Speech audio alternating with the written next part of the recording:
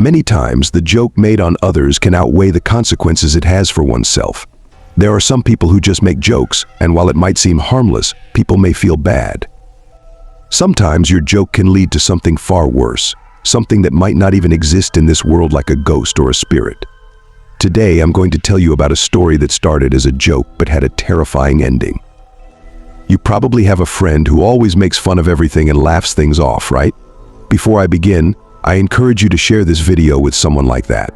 You never know, the next incident might happen to them. But there's another layer to this story, something that no one has figured out to this day.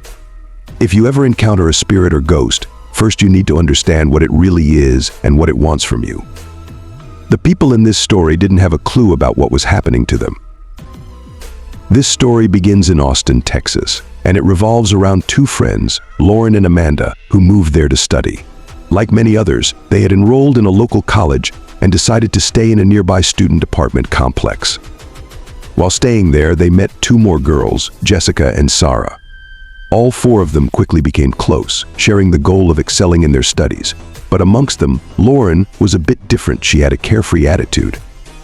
She was the kind of person who believed that while academics were important, you also needed to have some fun. Amanda, on the other hand, was more serious about their purpose, often reminding Lauren, "Hey, we've spent a lot of money and moved to this city to study, so focus on that." But Lauren thought differently.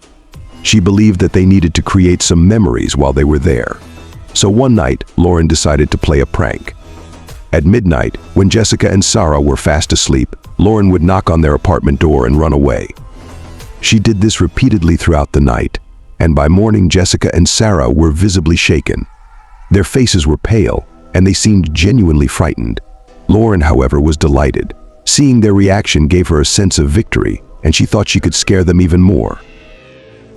The next night, Lauren took it a step further. She connected her phone to a Bluetooth speaker, played the sound of anklets jingling, and placed the speaker near their door. All night, Jessica and Sarah were convinced that someone, perhaps a woman, was walking by their door.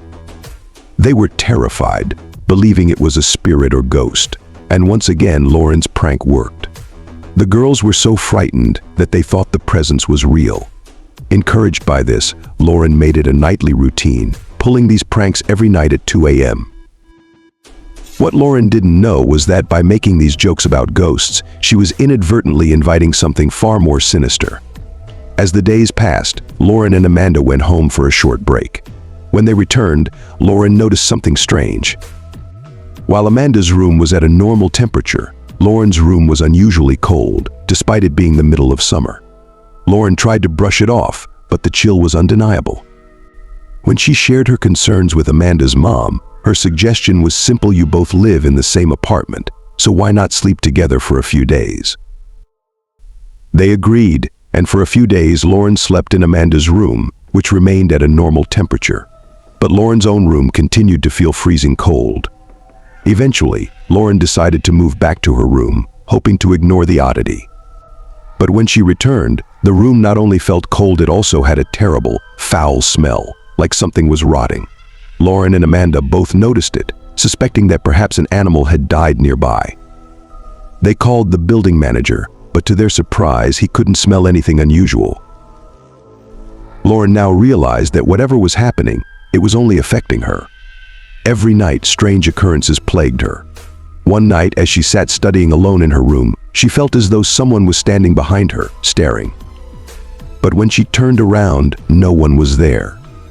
On another occasion, she heard whispers in her ear, though there was no one in the room with her. Terrified, she ran to Amanda's room to sleep, but these incidents continued every night. Desperate for help, Lauren began reciting the Lord's Prayer before bed, hoping for protection. But one morning, Lauren woke up to find her prayer book on the floor. She distinctly remembered placing it beneath her pillow the night before. Disturbed, Lauren's mental state began to deteriorate. She couldn't study, couldn't sleep, and the stress was overwhelming her. Amanda felt terrible for her friend and suggested that they switch rooms for a few nights. For a few days, everything seemed fine. But then Lauren noticed that Amanda's behavior had changed. Amanda, who had been a strict vegetarian, suddenly began ordering and eating non-vegetarian food, devouring it like she had never been vegetarian at all. Lauren was shocked. But what really unnerved her was when Amanda started speaking in a language she didn't know, Spanish. Amanda had never spoken a word of Spanish before. Lauren was certain now something had taken over Amanda. It wasn't her anymore. Frantic, Lauren told the apartment staff and the building manager what had been happening. Remarkably, they took her claims seriously and brought in a local priest. After a series of rituals and blessings, the paranormal activity ceased. Things began to return to normal. In hindsight, one thing was clear. This apartment complex, like many others in the city, was haunted. It turned out that many students who had come to Austin with big dreams had ended up taking their own lives after failing to meet the high expectations placed on them. These souls, lost and tormented, lingered in the places where they died, intent on ensuring that others would meet the same fate.